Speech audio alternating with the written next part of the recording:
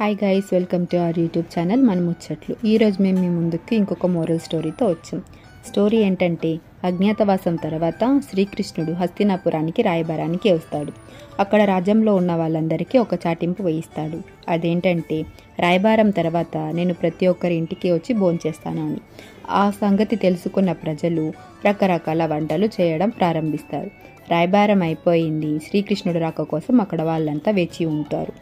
శ్రీకృష్ణుడు ఒక్కొక్కరి ఇంటికి వచ్చి విందు ఆరగించడానికి కూర్చున్నాక వాళ్ళ స్థాయికి తగ్గట్టు ఒక్కొక్కరు బంగారు పళ్ళెంలో, కొంతమంది వెండి పళ్ళెంలో, ఇంకొంతమంది ఇత్తడి పళ్ళెంలో శ్రీకృష్ణుడికి భోజనం వడ్డిస్తారు.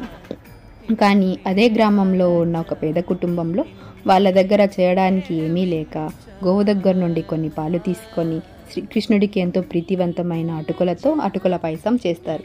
శ్రీకృష్ణుడి గురించి ఆలోచిస్తూ పాలు మరిన్ని వేయడం వల్ల పాయసం అనేది చాలా పలసగా అయిపోతుంది. శ్రీకృష్ణుడు వాళ్ళ ఇంటికి వచ్చాక వాళ్ళ దగ్గర పళ్ళెం ఏమీ లేకపోవడంతో విస్తరి వేసి పాయసం వడ్డిస్తారు.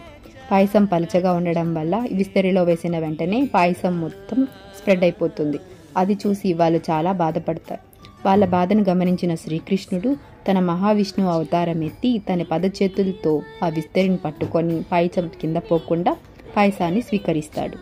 సో ఫైనలీ మోరల్ స్టోరీ ఏంటంటే, ఎవరన్నా మన ఇంటికి వచ్చినప్పుడు మనం ఎంత ప్రేమగా వాళ్ళకి వంటలు చేసి వడ్డించామనేది చూడాలి, కానీ ఎన్ని రకాలు చేసి వడ్డించామనేది చూడకూడదు.